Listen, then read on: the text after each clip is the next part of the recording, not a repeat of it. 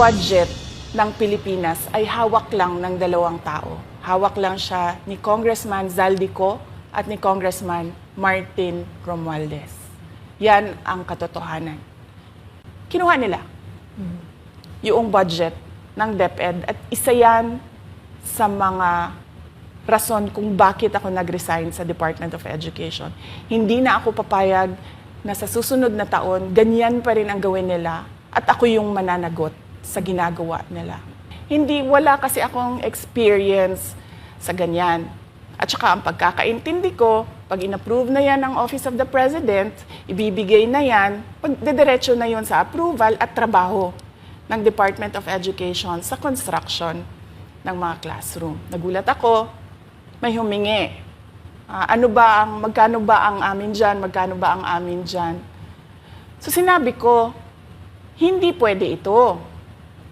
Kasi ang mangyayari nito, hindi magagawa ng Department of Education ang trabaho namin na mag-construct ng classroom ayon sa classroom backlog at sa prioritization base sa backlog at sa classroom construction.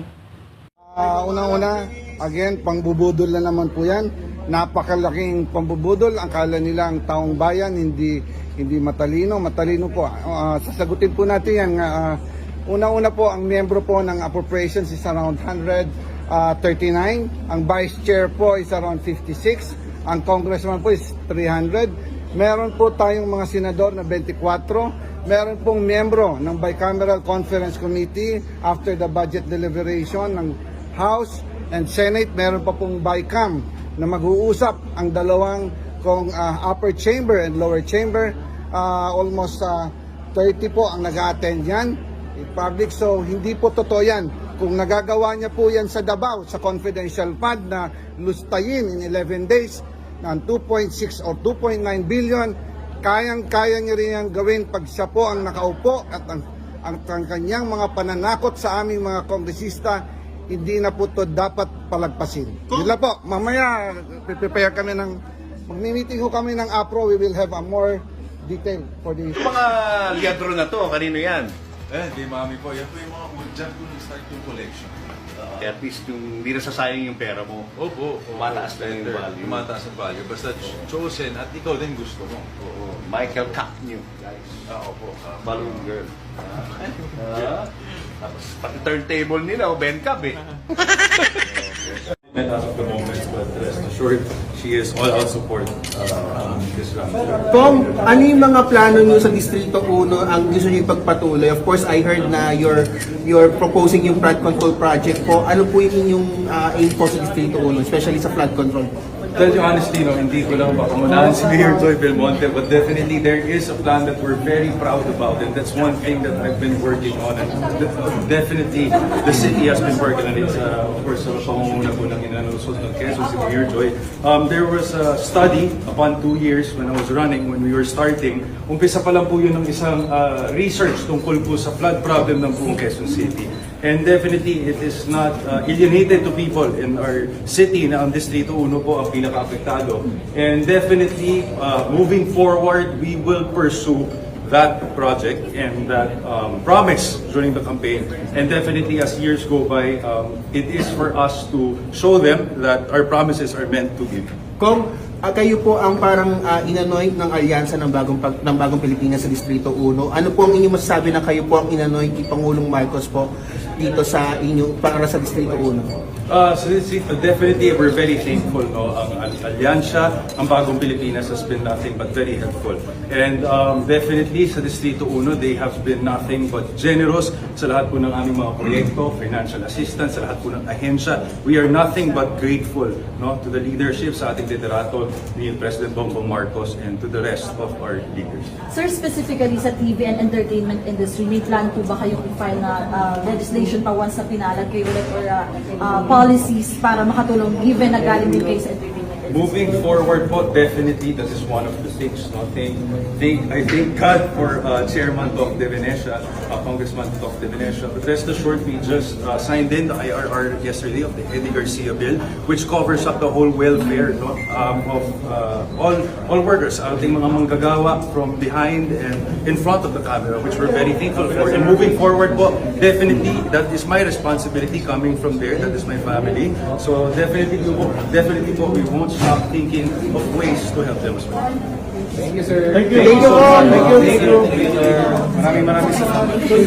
Second term, no? Second term. Alfredo Garbin Jr. Magandang tanghali po sa inyo, Kong. Salamat po sa oras. Putang ina. Kong? Kong, you're on air. Hello? Magandang tanghali po.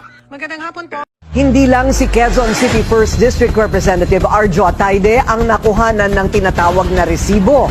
Spotted din sina Senador Francis Escudero, Raffy Tulfo at Mark Villar kasamang isa pang government contractor. Faith kay God, binibigyan niya po kami ng blessings through the years. So, sinishare po namin through the years sa aming heartfelt gratitude sa Kanya. Masaya po kami. Mga liadro na to, kanino yan? Di mami po. Yan po yung mga dyan po nag-start yung collection. At least yung hindi nasasayang yung pera mo. Opo. Mataas na yung value. Mataas ang value. Basta chosen at ikaw din gusto mo. Oo. Michael Capnew. Opo. Balloon Girl. Tapos pati turntable nila, Ben Cab eh. Bayanihan at pagtutulungan sa atin yung talagang love others as God loves you. Mararamdaman mo talaga sa Pilipinas. Ang problema nga, beyond our circle nung love, parang it's okay to cheat, it's okay to steal. Kaya etong grabing corruption nangyayari. Yung lines of morality natin, urong ng urong. So parang pag konti pwede, tapos mas marami, konti okay din. Until yan, ghost na.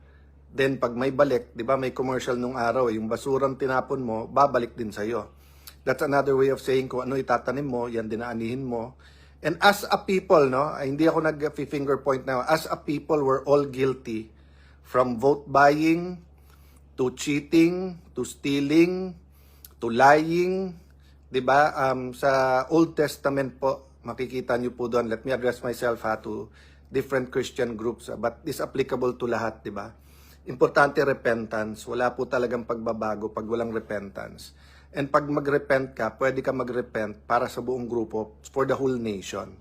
Walang mawawala po, walang masama. In fact, mabuti pag ang leaders natin ay humingi ng pasensya at nagsabing, nagkamali kami, Lord. We've done evil. Forgive us at may change. Diba? Walang conflict yun po sa habulin, kung sino po yung mga most guilty, middle guilty, least guilty. Kaya yung punishment po, nandyan yan para hindi ulitin at gawin nung iba. Diba? Alfredo Garbin Jr. Magandang tanghali po sa inyo, Kong. Salamat po sa oras. Putang ina.